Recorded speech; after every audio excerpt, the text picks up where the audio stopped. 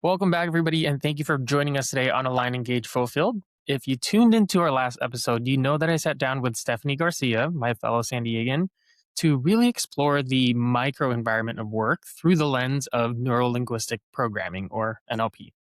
And in that episode, Stephanie taught us a very foundational rule of NLP, which is that the meaning of communication is the response that you get. So, what happens when a leader broadcasts a single message, but the environment receiving it is made up of 6 different generations? You don't get one response, you get 6 completely different realities colliding in the exact same workplace. You add in the massive deployment of AI, which is stripping humanity from our systems at the exact moment that our people are starving for it. And you have the most complex leadership landscape that we have ever seen. So, to help me untangle this, I'm bringing back a fan favorite from season 1 and someone that I'm incredibly lucky to call a friend, Lynda Harvey. If you were with us in season 1, I believe it was episode 4, you know that Lynda is an absolute powerhouse when it comes to leadership and management. And today, she's back to look at what happens when our systems break down across these generational lines. We're going to look at the brand new 2026 Gallup Workplace data, my Bible, the opposing truths of the modern workplace, and how we navigate the deployment of AI without breaking our managers. But before I bring Lynda on, here's the claim that I want to make today, and I want Lynda to push back on it if she disagrees. The engagement crisis is not a generational problem. It's a management problem that the generational collision is making impossible to ignore. Every opposing truth that we're going to unpack today, every paradox, every friction point, traces back to the same root cause. We're asking managers to lead across the most complex human landscape in workplace history without giving them the tools, the training, or frankly, the support to do it. And until we fix the manager, we can't fix engagement. Full stop.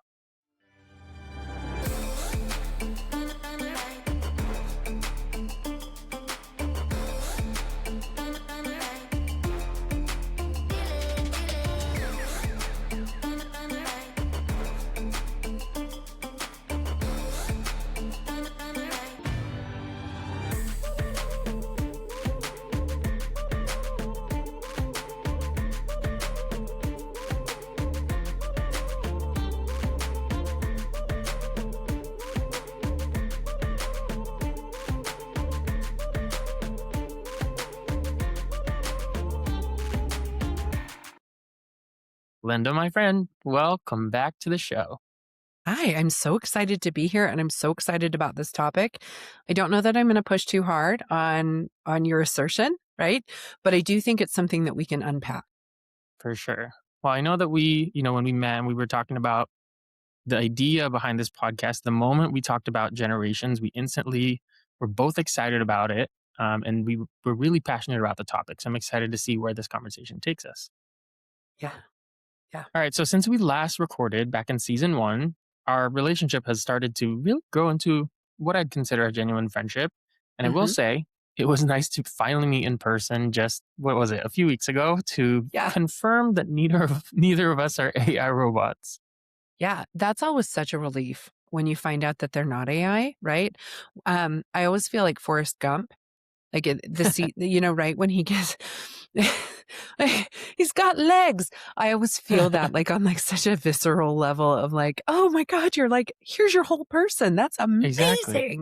Incredible. And I think I shared this too with you when we sat down for lunch. But it's nice to be able to connect with people that you meet over the internet and just be able to really meet and get to know the person behind all the content.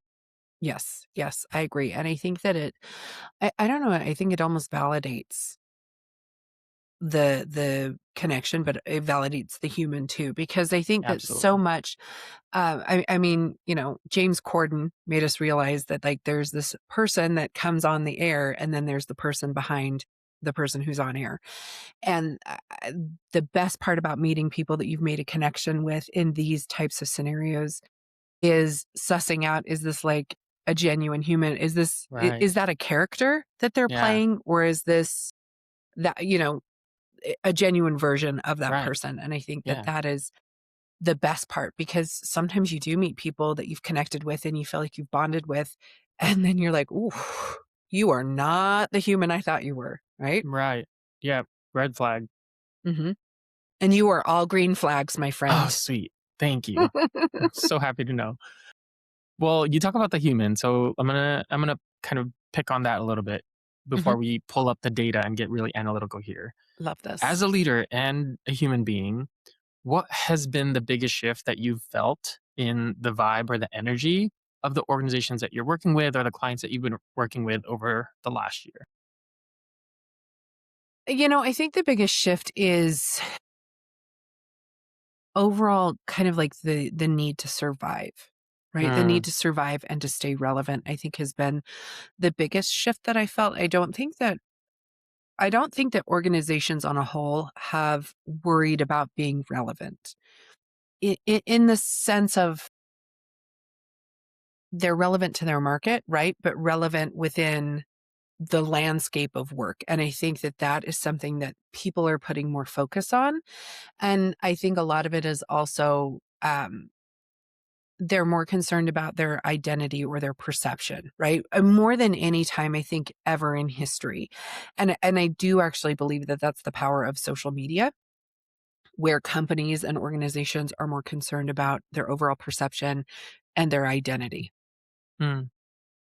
Excellent point. And, my work is focused around alignment, misalignment, and I think that Hmm. that's where organizations are experiencing so much of that misalignment Hmm. because their priorities are, I would say, misplaced.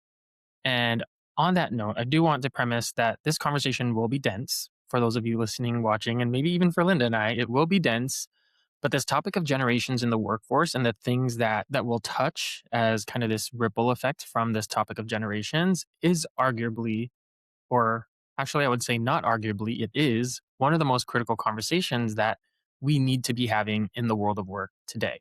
So let's get right into the elephant in the room. Gallup, my Bible, just Hmm. released their 2026 State of the Global Workplace report just last week. And there's a terrifying statistic hidden in there that I really wanted to touch on with Lynda, being the manager expert that she is. And we already know from the last few years that overall engagement is struggling. But Hmm. this year, manager engagement specifically dropped significantly compared Interesting. to last year. The Hmm. very people who are supposed to be driving engagement are the ones that are losing it the fastest. Hmm. What, to you, Lynda, is breaking the modern manager right now? Why are the architects of our team cultures suddenly the ones that are checking out? Oh, so I feel like I am really well versed in this. Yeah, that's And why I needed and to this ask you about it. this is the moment where we start talking about self-awareness, right? Mm, So I spend a lot of time talking on my account and to individuals and reminding everybody that we are the center of our own soap opera, right? We are the center of our own universe. And because we are so and I believe that modern culture has really kind of driven us to this point, right? When we are saying that you can be relevant, you can be famous, you can have whatever you want if you make enough noise, if you have enough eyeballs, whatever, right? And so I believe that the disengagement is because everybody's becoming a victim of their own story. Like, this is happening to me, and this is why I'm at a disadvantage. And I think that and again, we also see like companies that are not spending on their employees, or they're spending in areas that don't matter. Like, everybody's so sick of pizza. Everybody's so sick of pizza at work, they can't stand which is a it. lot to say about America because it's such a staple. I know. But people are sick of the pizza parties. People are sick of like this shallow recognition. And what used to get employees involved, like the treasures and trash is what I call them. So the t-shirts, the marketed pens, those types of things. Employees don't care about that any longer because they're struggling to pay their rent. And so they're seeing that their company is investing in the wrong thing. And then there's this constant worry about being laid off. There's this constant worry about AI coming in and taking their jobs. It's all of these things, and managers are the ones who have to kind of bear the brunt of the communication, right? In fact, I'm going to make a post probably today about middle management being like the most hated position in all of corporate America. And it's because they are the mouthpiece of management, but then they're also getting unreal expectations, deadlines, like deliverables that are unreal. And then they're just not educated on how to deliver these messages. So back to this whole point of like, how are we delivering these messages in the workplace when you are the middle management and you are the mouthpiece of your leadership and you're the mouthpiece of your team, right? Like you're sending information up and you're sending information down, and being able to filter out like what's applicable, what's relevant, like all of those things, and get the message to the right people, all while also being a victim in your own story. So this is why I think that we've got so much disengagement. And I think that the individual contributors that are out there are waking up. Part of what I do every day is just trying to wake them up and say, like, we don't have to stand for this any longer. We don't have to do this. But sadly, corporations are trudging through doing the same thing that they've always done, even if it's effective or not effective, and expecting their employees to kind of come along on this journey, but also be super efficient and do more Yep. with less and all of the things. Yeah. Well, there's a lot that I want to unpack and unravel there, and we will. I promise we will.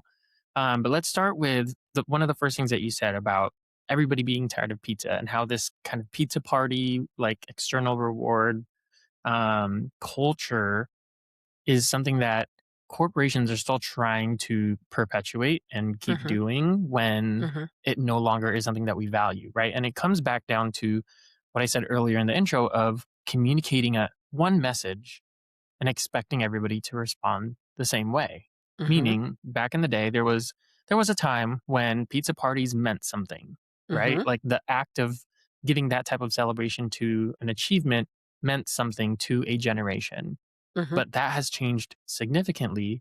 And so I want to push back a little bit on kind of, for lack of a better term, a lazy standard that we have been repeating in the world of work, which is that there are Mm-hmm. four generations in the workforce. Mm-hmm. And while that's true, I believe that it's a false narrative because there are actually six.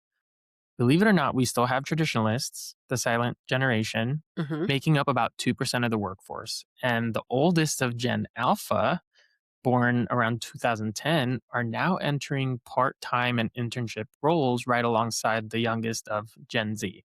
Mm-hmm. Of course, again, I recognize that the older traditionalist or silent generation and the younger alpha groups represent a very niche, very small Mm-hmm. percentage and their transitional roles, but I don't think we should leave them out of the conversation.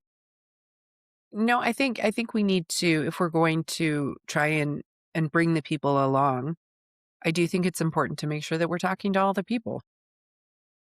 Absolutely. So, in that on that note, a manager isn't managing four belief systems, they're managing up to six.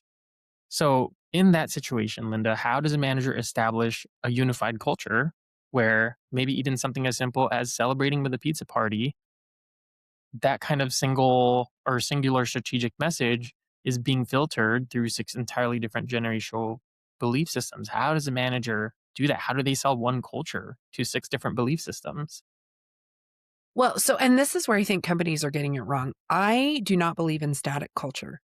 Hmm, So and I've talked about this before. I had a job with a CEO that was very interesting and had a lot of I have a lot of colorful stories about this person.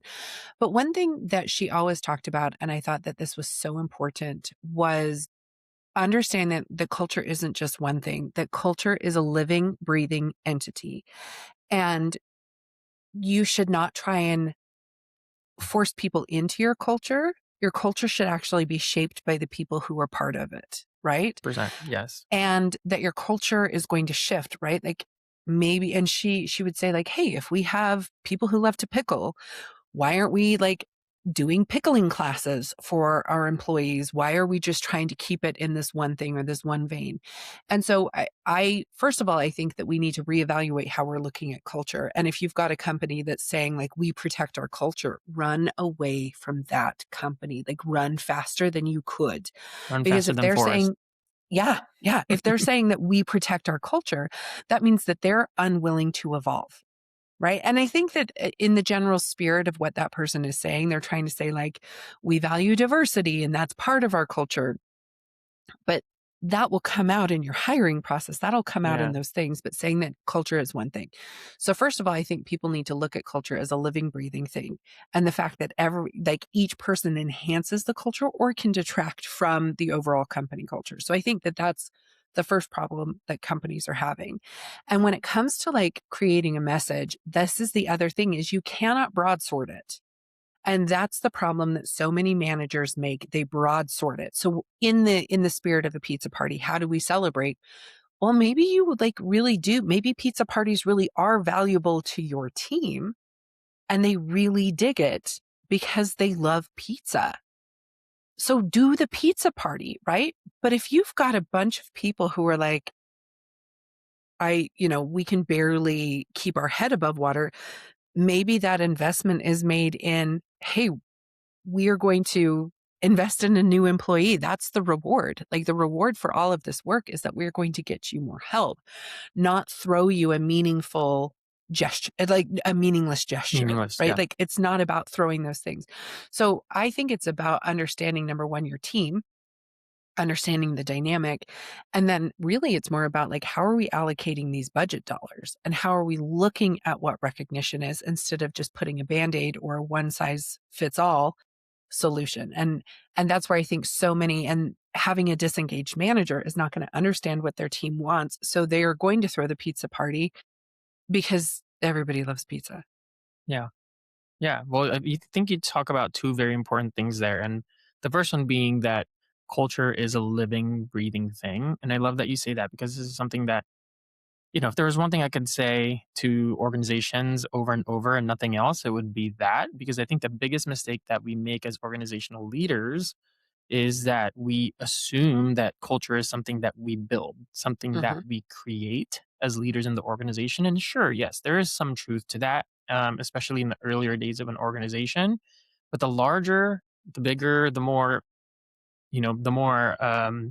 established your organization becomes, the Hmm. less you have control over that Hmm. culture. Yep. And I highlight that because I think this is also something that us as individual contributors or as employees fail to recognize is that there comes a point where we play a relatively equal part in building that culture. Hmm. There comes a point where it's not just something that is done to us. It's something that we help create. And Hmm. I think, this is a big piece of why in my consulting work, I want to work on both sides because that's the part where we have to meet in the middle and understand that we have this equal role that we Yes. play to create that culture. And I Yes. think until we recognize, accept, and act on that, we're not going to get anywhere. I agree. So I love that you bring that up because I think that is a very critical understanding that we need to have. The second part is on the messaging, because I think what also often happens is that messaging is so one way, Hmm. where as individual contributors, we also have to recognize that we have to respond, that we have to be honest, we have to communicate back. So even if the communication from the top down is like operating from kind of this singular um, mindset, mentality, whatever, right? So let's say again, the pizza party. If they're thinking that that's going to work and that's how they communicate, we have a responsibility to say that's not really valuable to us anymore. That's the only way we're going to get out of this rut and move in any kind of direction. So I think that I that's agree. also important for our listeners to understand is that both of these things have traditionally been one way. But now, if we're going to talk about taking our power back in this whole thing, we have to recognize that we have an equal role to play. I agree. So, I want to expose the opposing truths, the paradoxes that no one's talking about when it comes to generations in the workforce. because I think these are the things that are driving the way that generations or people from different generations in the workforce are behaving Mm-hmm. or engaging in the workplace. So Yeah. boomers are desperate to leave a legacy, but they're being forced to adopt technology that renders their institutional knowledge essentially obsolete. Mm-hmm. Gen X wants ultimate autonomy, yet they're carrying the heaviest caregiving and middle management burdens in history. Mm-hmm. Millennials spent a decade demanding purpose and work life balance. And now they've become the exhausted managers that are enforcing the corporate grind that they used to protest against. Mm-hmm. So, as a leadership expert, Lynda, how do you manage a team where everybody's core internal truth is actively contradicting their reality? How does a manager untangle those paradoxes to find actual engagement? So first of all, I think it's about naming it, right? Like really, really naming it. And I talk a lot about this in my private work with my clients is we need to name it, right? So we need to name like ultimately what is it that we want out of this communication or what is it? What's the end target? What's the end goal? What are we doing? What do we want? And we need to name it. And then again, it's about being sadly, it's about being engaged again with your team and understanding how each generation is feeling, right? And to add to your descriptions, we also need to talk about the fact that they're all complaining about each other. They're this is like a family vacation where every child is just bickering in the car. Yep. They're all complaining about each other because boomers, they and we could look at kind of the why behind it. And I think it's also understanding like why do they feel this way? Why are they so desperate to leave a legacy? But why are these things important? And looking at how the work landscape has changed so dramatically for these individuals and looking at kind of what they've lost and understanding like kind of the emotional state. So not just like, yes, we're struggling away and we fought for work-life balance, but now we're like pushing the same agenda that other people were pushing on us. And Gen X is like the middle child who's just like, geez, I've just been so dependable for so long. Could you guys just give Mhm. me a break? And boomers are still going like, you're not working hard enough. And Gen Z's like, could I have some boundaries, please? Like, please give me some, I demand these things. So I think it's also about understanding these generations and understanding what time has looked like for these generations. And we can talk about the digital age and we can talk about all of those things. But it's really, really important to understand like some key changes that have happened through these generations to put them where they're at. So we think Yeah. about boomers and so, and I'm going to talk about the silent generation because they're very relevant in this particular Mhm. conversation. So the silent generation is a generation that, first of all, lived through some shit, right? They saw some things, To and we're say the not going to least, yes. discount. We're not going to discount the things that they saw. But what they did is, through that particular generation, this is a generation that was raised that you could go to an actual job and work an actual job as a child, right? And I'm not talking like your first job when you're 16. I'm talking 5-year-olds. Like Yeah. we were putting them in factories, we were doing these things. And the silent generation is actually the first generation that experienced those types of boundaries where they're like, no, no, little kids are not allowed to work anymore. We're not allowed to do these things, right? That was the first shift in their change. But that work ethic has still kind of taken through. And realistically, if we were to take a look and see like why did we decide to not have children work any longer? It wasn't out of the goodness of our hearts. It was because we had adults that didn't have jobs. And because the adults didn't have jobs, we said, okay, you can't have kids work anymore because we've got adults that need to feed the kids, right? So that was kind of like the real big change. And we could unpack like child labor laws. They go back to the 1800s, but this was like seriously the very first shift. And that happened in the 40s. Hmm.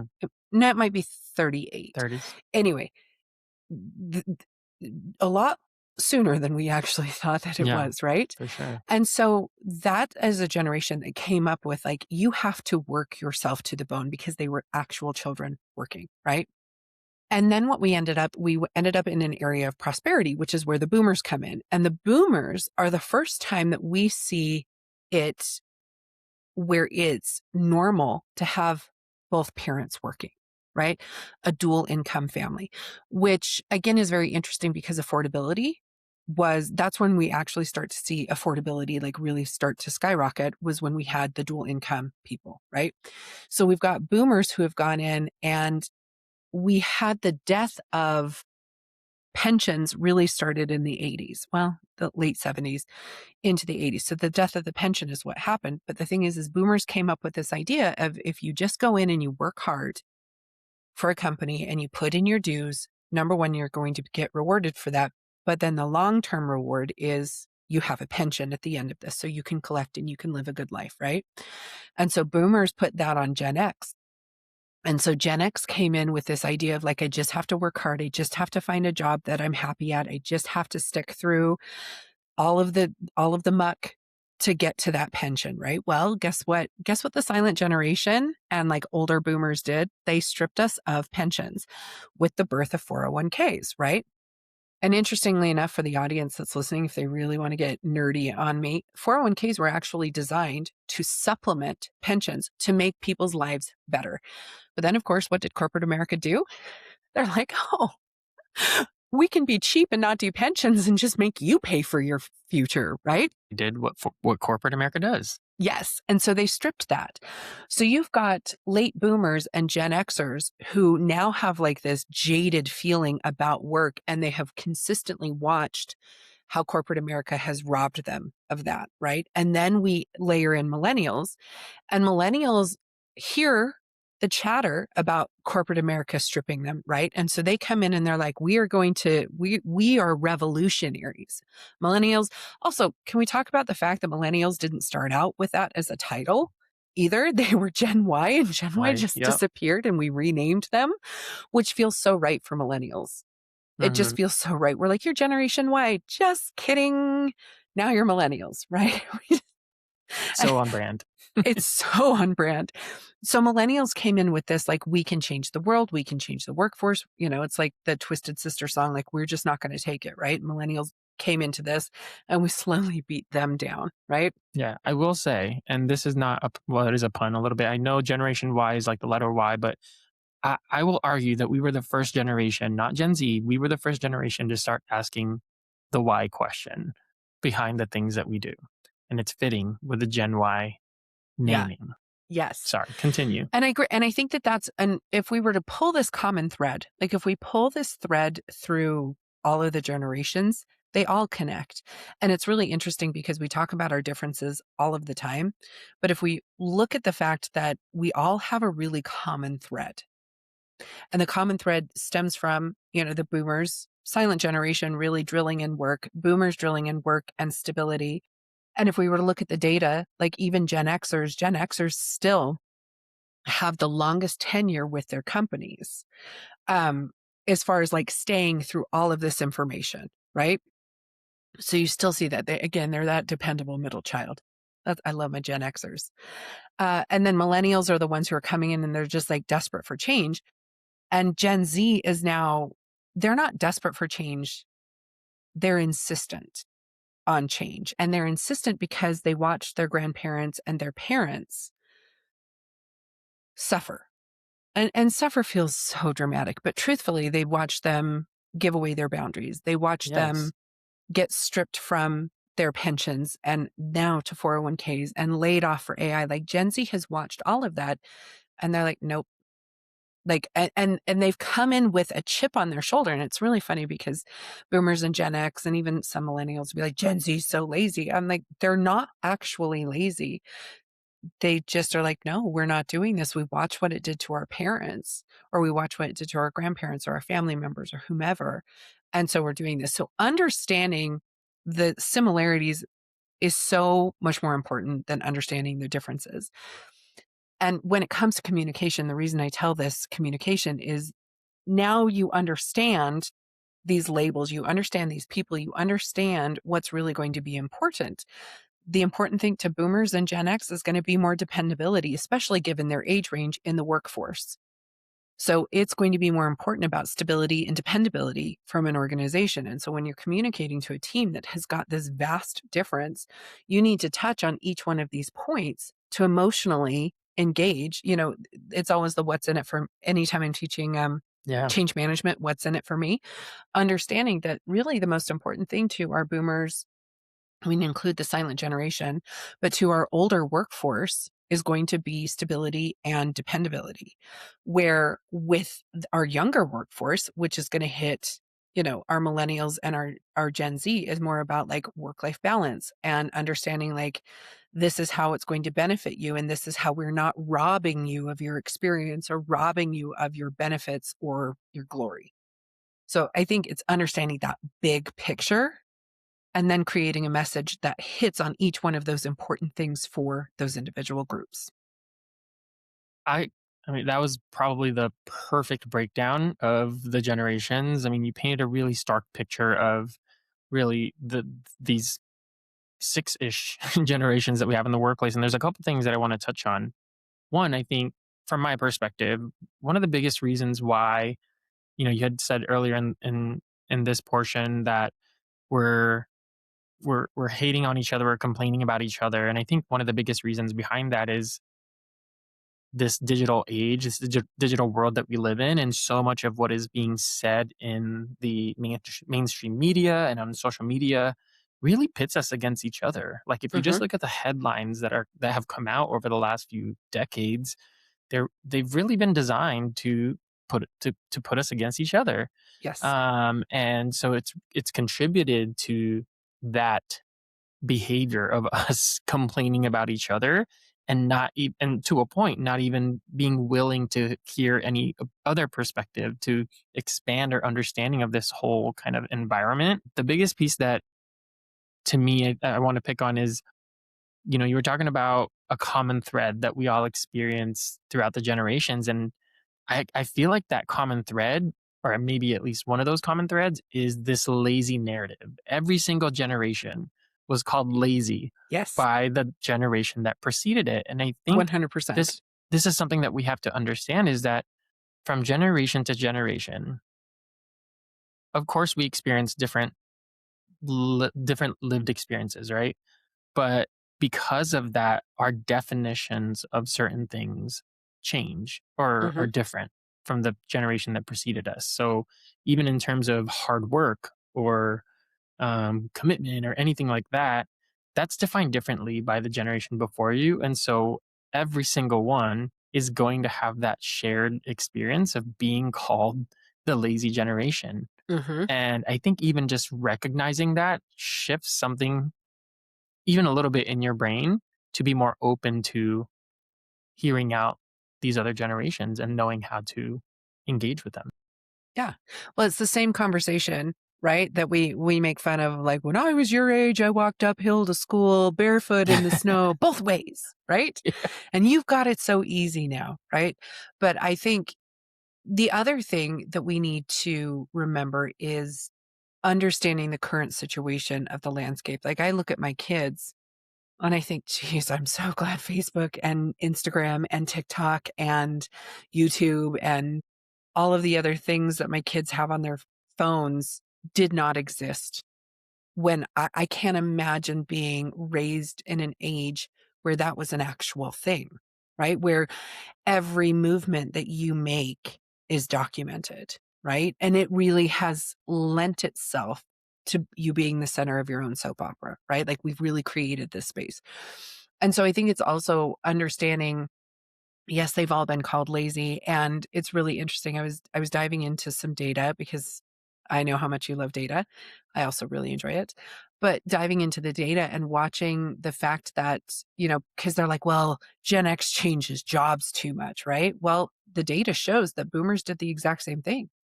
And it's because at that stage of life that you're in, lends Or is it? itself to Yeah. experimenting with your workplace, Yeah. or maybe you've just finished school and then you started a job and then you got offered something different, right? So, and interestingly enough, the data shows that boomers, when they entered the workforce, their average kind of tenure was about 3 years.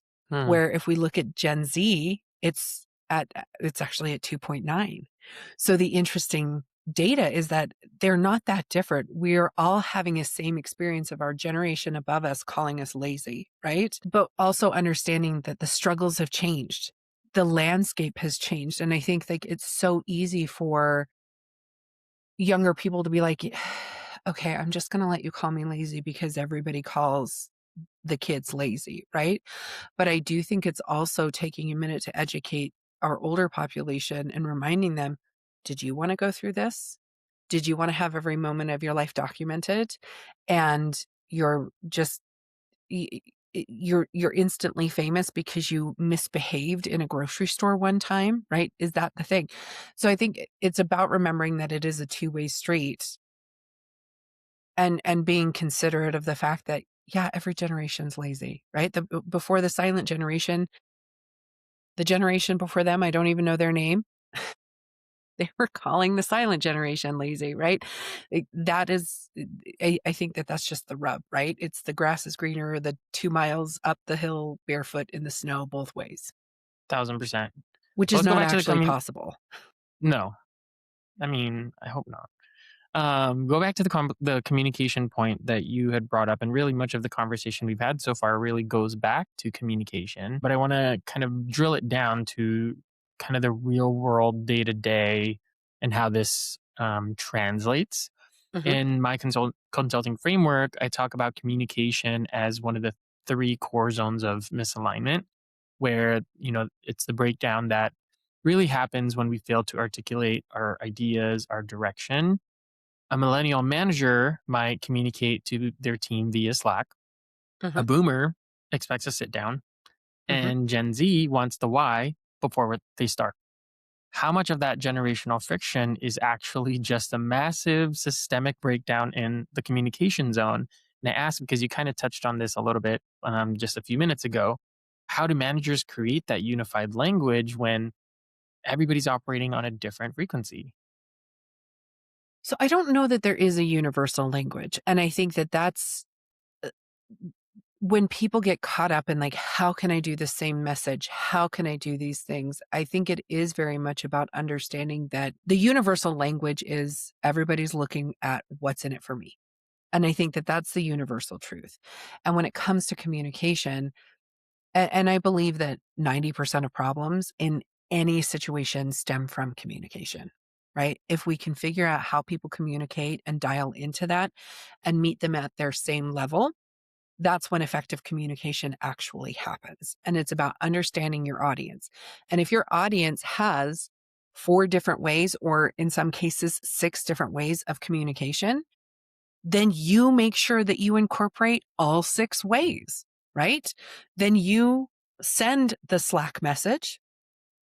And in your Slack message, you start with the why in your Slack message, and then you follow up with a sit down meeting, right?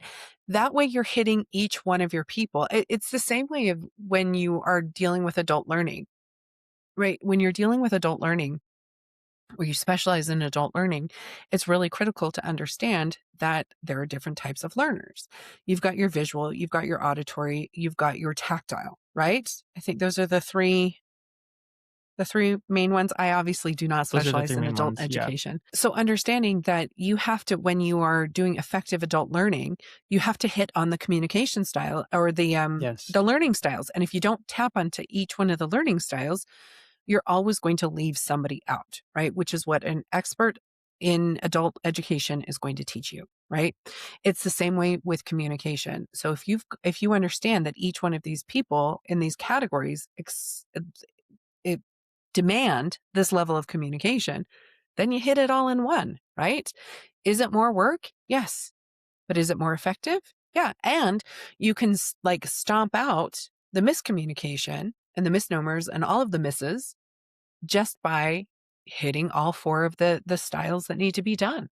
Yeah. It's more work up front, but less on the back end down the road. It's less cleanup. Less It's cleanup. a lot Exactly. less clean. Yes. And I don't know about you, but cleanup's the hardest part. That's my like, Yes. that's why I make dinner. I make dinner because I don't have to clean it up because that's the deal in my household is like, if I cook, somebody else cleans up. Well, if you are a listener and you've ever caught yourself saying that part of your job is putting out fires, This is exactly what we're talking about. It's less fires to Yes. put out if you do Yes. the work on the front end.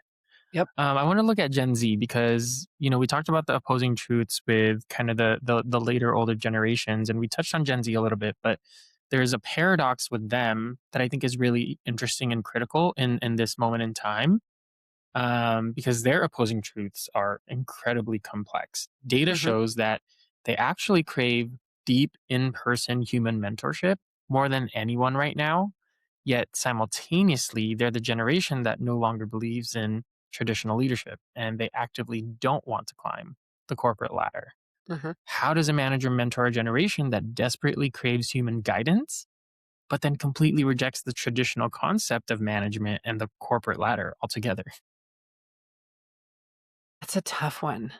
Like, I think that that's really interesting. I think they reject it because they don't understand it. And again, it's because there's this idea of what management or what leadership looks like. And again, they come with they come with the bruises, truthfully, the bruises of their parents.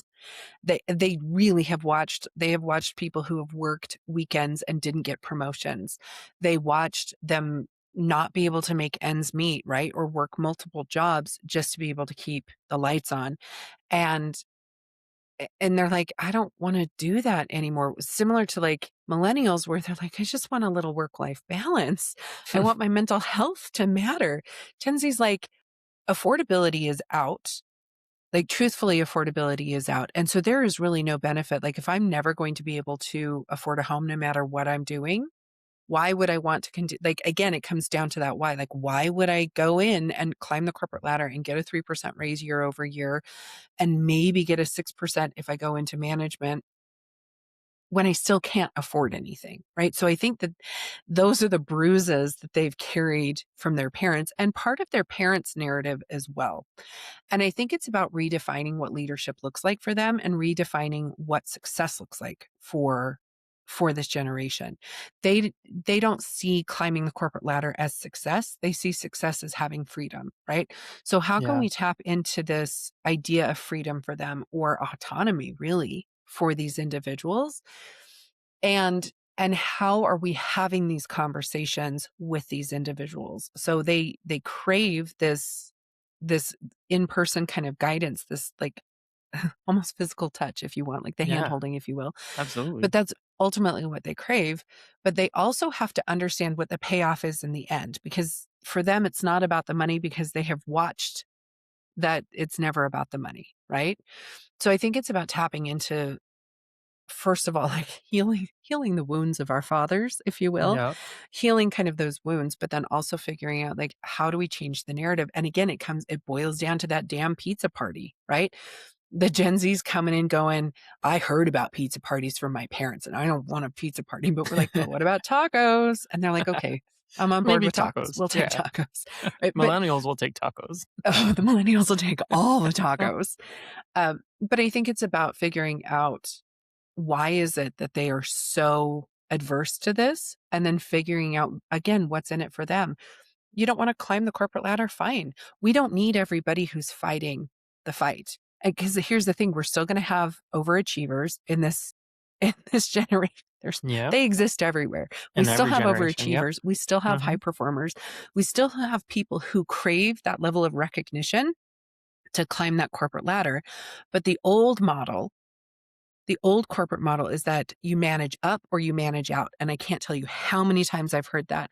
And so many people have taken that meaning like you manage them up in their career.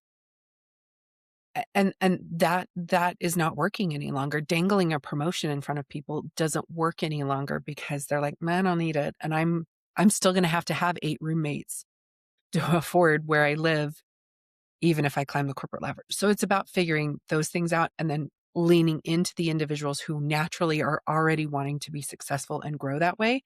Let them Yeah. do that and let everybody else come in and do their job and show up. Well, I think it has to even start with Gen Z admitting that they want that human touch, that mentorship, because they often talk about, again, their disdain for the corporate ladder and unbossing and all those things. But the data shows the opposite. I mean, not necessarily the opposite, but the data shows that they want and they crave that, Yes. but they Yes. have yet to, en masse, admit that. And I think that it has to start somewhere in the admitting phase that that is something that they need. And you talk about bruises. And so I want to add another complexity to the Gen Z paradox that I think stems from the bruise of the pandemic. Mm-hmm. Because, with Gen Z, specifically around technology, they're the most tech native generation in Mm-hmm. history. Mm-hmm. But they spent their college and their early years entirely remote on Mm-hmm. Zoom University. And now they're starving for, as we said, that in person mentorship that we just mentioned. But now we're deploying AI, a tool that actively disrupts and automates that exact human mentorship that they're starving for. How do we navigate that incredible nuance? How do we deploy AI to increase efficiency without accidentally isolating our youngest workers and destroying that mentorship pipeline for them? Yeah. So, I think the jury's still out on AI, right? And I For have a sure. podcast and I talked to somebody about AI, and it's really interesting because um I think it's about like understanding what AI is and what AI isn't, and understanding what AI can do and what AI cannot do. And the people who are driving corporate efficiencies and maximizing shareholder values are the ones who are like, we should replace all of the people with AI, right? And we can do this. And understanding that that's ultimately that's just not going to work. And it's just not going to work because number one, this concept of AI, which I unpacked on my episode of like, what even is AI? Like, it's such a buzzword. It's such like we can't even nail it down truthfully to what it is. And the concept of like a machine autonomously thinking is also, it can make some leaps, but still, I mean, they're still putting caveats on the thing that says this could be totally wrong. Good luck, right? Understanding that thing about AI. So first and foremost, I think the jury's out on what AI is going to do. Yes, AI is going to do things the same way that like for assembly lines. AI is going to do certain things similar to what machines did for the assembly line, meaning making the menial tasks irrelevant, right? That it really is. Or the same thing that it did with farming, like making some jobs where you're picking produce or picking crops irrelevant, for safety, efficiency, and overall better quality, right? So that's what I believe AI is going to do for the workforce. And I think that everybody's still like slapping fancy AI labels on things and not understanding really what it does, right? I believe that the future of AI is going to be something where it actually enhances these relationships. I was at a conference not too long ago, and it was for call centers, and there was this AI that they introduced where the AI was able to not only give you the agent's deficiencies, which is what so many things focus on, but it was also talking about how you can tap into their skills and have conversations or give them praise on things that maybe you missed, right? I actually think that that's the future of AI, and it's not going to, because I think all of this, I saw somebody post the other day, they're like, well, if you can be on your phone, if your job is, you can be on your phone for X amount of hours today, don't be surprised when AI replaces you. And I'm like, this was an executive that I actually admire. I was really disappointed in this post. And I was like, actually, AI is going to make you irrelevant, sir, because we need the people who are showing up every day doing the individual contributor work. It's the executives that will likely be replaced with AI. And if I Mhm. see the future, if I'm looking in my crystal ball, that's how ultimately I think AI is going to enhance the relationships for Gen Z, because it's going to give us opportunities to celebrate and not just, push them down, and give them that mentorship and give guidance to those managers to have those motivational conversations.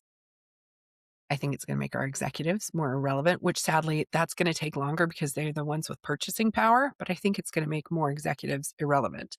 And I think like if we tap into AI to use these relationship building skills to have those moments of success, to have those wins, to call those things out, I think that is what's going to foster our future generations in a really meaningful way and help guide our work to being more meaningful and not make these individuals irrelevant. So that's what I think about AI. Yeah. No, I love that. And, one of the things in Gallup's recent report, obviously they talk heavily about AI. They referenced a study that was done that, where they tested or where they surveyed organizations that have deployed AI, and about 95% of organizations that have deployed AI have flat out said that they have no measurable impact of how AI has contributed to profitability. And there's a lot of nuance behind that, obviously, that I won't get into. But yes, to your point, I think AI is still so early on in its proliferation that we don't know yet what it's going to be like. But I think what's interesting is that, we talk about things that we share across all the generations, and really that AI paradox spans all 6 generations right now. AI is 1000%. 1,000% actively stripping the remaining humanity out of the workplace. It's automating conversations, decisions, Mm-hmm. and workflows. Yet, from traditionalists to Gen Alpha, our people are starving for more humanity at work. It's the one sentiment that everybody shares across the generations. And I think we have to figure out a way to lean into that and maybe use that as our uniting force, the one thing that we all unite around, to really understand how to work together to Mm-hmm. navigate that side of, or that piece of the landscape. Because something that I talk about a lot is that, like, we're investing billions and billions of dollars into AI technology and investing virtually zero on developing the people who are going to deploy, implement, use, empower these AIs that we're developing. And I think we, as organizations, as organizational leaders, have to recognize that we have to put as much investment in the people who are I going agree. to do the work to deploy these tools. Even if we look at AI as a tool, Right. we have to I recognize totally there's a agree. human behind that. And I do think that there are organizations that are doing good things, or they're starting to do good things. I mean, there was a study recently about IKEA, and IKEA like doubled down on employee development into teaching more of their employees how to deploy AI and how to develop AI and how to. So they're investing in their employees because IKEA figured out. Swedes. I love the Swedes. But they figured out that, and I've been saying this forever, that the output's only as good as your input, right? We still need the input. We need the people to put the stuff into the AI so AI can give us output. And so I do believe that that companies are figuring it out. And I mean, Microsoft, um, they recently announced that they were going to invest in Gen Z to come in and um, to help build AI. I think the overall thought process was good. We can unpack the ageism and all of those things that came with. It's heavy. But I think, again, like, there are companies that are realizing that we have to invest in the people in order to have AI do the thing, right? In order to do the thing. And so I think if more companies could get on that train, instead of opening a conversation with how many employees is this going to save me, instead of saying, like, how can I invest in my employees so this can enhance my operation? Heaven forbid we say, how can we improve the customer experience? And how can we put those people at the center of everything that we do, instead of saying, how can we put efficiency and strip out the humanity, if you will, instead of having those conversations. And I do believe that there are people out there that are making changes for good, and companies that are making changes for good. For And sure. again, IKEA did not sponsor this section, but I will be giving them more of my money. Yeah, for sure. All right, Linda. So I've got you for about another 15 minutes, and there's quite a few more things that I want to get your take on. So I'm going to rapid fire this a little bit. Yes. But one of the things that Gallup pointed out in their study or in their report is that much of the success or lack thereof when it comes to AI comes down to the manager and Hmm. whether the manager is championing it or not. Well, we're taking an exhausted, burned out manager, and again, the most burned out of all the classes, And we're handing them this massive technological disruption to deploy to a multi generational team that is already checking out themselves. How do we successfully deploy a shift like AI to a team that's already fundamentally disengaged? Is it even possible? Or do you have to fix the engagement baseline before you even introduce the tech? Yeah, you do. You need to fix the employee. Like, again, these people are tired. They're Tired. tired. And they're so sick of changing gears and they've got whiplash and all of the things. It's about investing in that group. And instead of Yes. paying your executives and bonusing your executives and doing all of those things, and it's not even about throwing money at the problem in the sense of like, here's more money. Of course, please give us more money. Please do the things, right? We're maximum profits and yet we're minimally paid. But it's about like figuring out how can we invest in our individuals because burnout really, and I saw this thing the other day, but burnout really happens not so much from the workload, but it's about the workload that's unacknowledged. So that's where a lot of burnout happens. And so it's about how can we figure out how to acknowledge? And that's by investing, investing in training, getting the people the help in a meaningful way. And then we can ask for more things. But systemically, we need to fix the larger issue. 100%. Okay, so I strongly believe that leadership is a purely human skill. When we talk about the human element of management, that's leadership, and it isn't optional. It's the really irreplaceable infrastructure that AI can never replicate. It may be able to replicate the skill of managing resources, but it can't replace human leadership. Yet, there are growing voices, and many of them are AI champions, claiming that middle management is next on the chopping block. If managers are burning out and AI is automating task delegation, reporting, and process oversight, are we moving to a future where the traditional manager role becomes obsolete? Do we just need high level visionaries and individual contributors, or will the human element of middle management always be required? It will always be required. Always. Because who are you gonna go tell when you've got a sick kid and you've gotta get an accommodation for work in order Hmm, to take care of this? Or who's going to be there when you're emotionally, you've been stalked? These are real life examples of real things that life, I've yes. dealt with, like where you're being stalked and that's affecting your overall mental well-being at work because you feel unsafe, right? There always needs to be somebody who's there as your sounding board.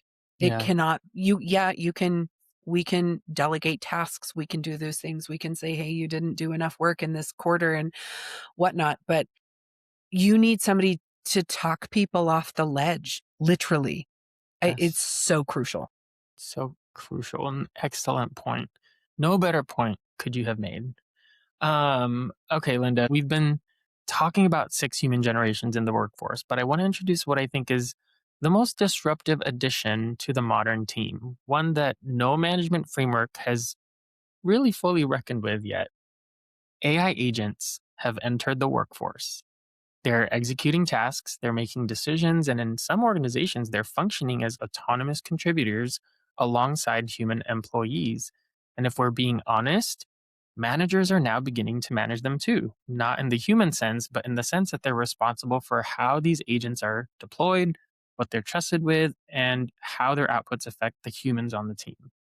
I'd argue that AI agents are now their own category, not a generation in the same human sense, but a new class of worker with its own operational system, its own logic, and its own set of limitations that a manager has to understand and account for.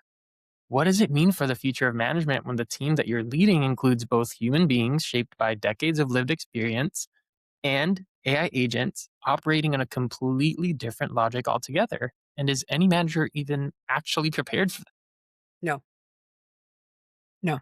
Those are 2 totally different skill sets. Those are such different skill sets.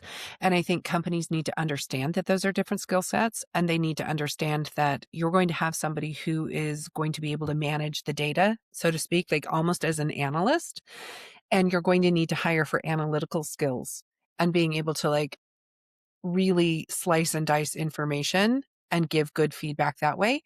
And then you need to have somebody who can manage the humans, right? And that is the skill. And so sadly, that's where organizations really step in it, as far as I'm concerned. They take a really great individual contributor and they're like, here's some humans, have fun.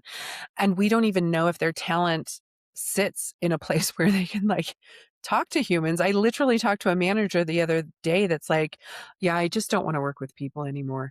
And I'm like, oh, well, you are in the wrong job because you're always going to deal with that.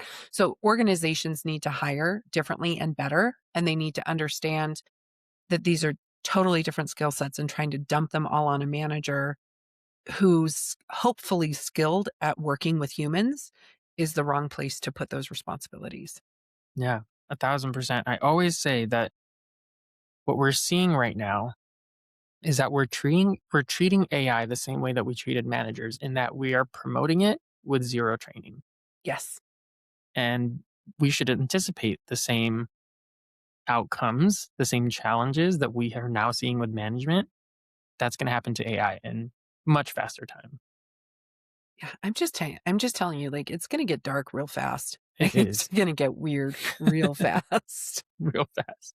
All right, Lynda, let's close this out. If there's a manager listening right now who's looking at their 6, maybe 7 generation team, staring down the barrel of an AI rollout, and they're feeling completely burned out, what would you say is the first immediate step that they can take today, tomorrow, to regain their footing? Figure out a boundary to set. It's time for it, and I think that that's the biggest for most people, is figuring out a boundary that you need to set. Where have you given? Where have you compromised?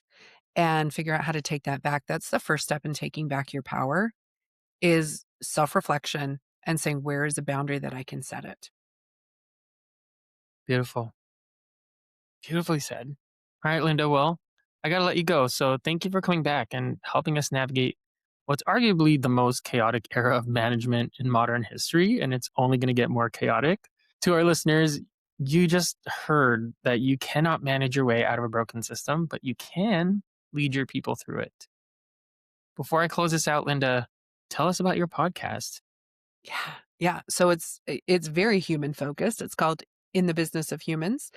It's me and a former boss of mine, and we sit down and we talk about real human issues and how we work through them. And we do have a very interesting AI episode for the listeners to go listen to and learn about, because I think we think about doom and gloom so much with AI, but I do believe that there's a lot of really beautiful things that are happening in AI that are covering ground that we never could have covered without this. So for those of you who are also feeling doom and gloom, especially after this conversation, there is some light at the end of the tunnel, and there's some really Yes. good things that are happening in the AI space that are enhancing the human experience and putting humans back at the center. Hmm. Yes. Go check out Lynda and Joe's podcast. I thoroughly enjoy it. I don't listen to a lot of podcasts, but that is a podcast that I listen to. So make sure to go check that out. And Lynda, if people want to work with you, get your take on this management kind of experience that we're all struggling through right now, what's the best way for them to connect with you? Yeah, so you can find me on LinkedIn. It's Lynda Harvey, Lynda with a Y. Make sure you spell it right or you'll get the wrong one. Or you can find me on the socials, on all of the socials. And it's Lynda, again, with a Y, Lynda.leads on Instagram, TikTok, and YouTube. And you can connect with me that way, book a session. We can have all the conversations. Perfect. All right, y'all. Every opposing truth that we unpack today, the 6 generations, AI disruption, the communication gap, the mentorship paradox, they all run through the same choke point: the manager. Fix the manager, and you move the needle on everything else. That's not a generational problem, it's a leadership design problem. And design problems have solutions.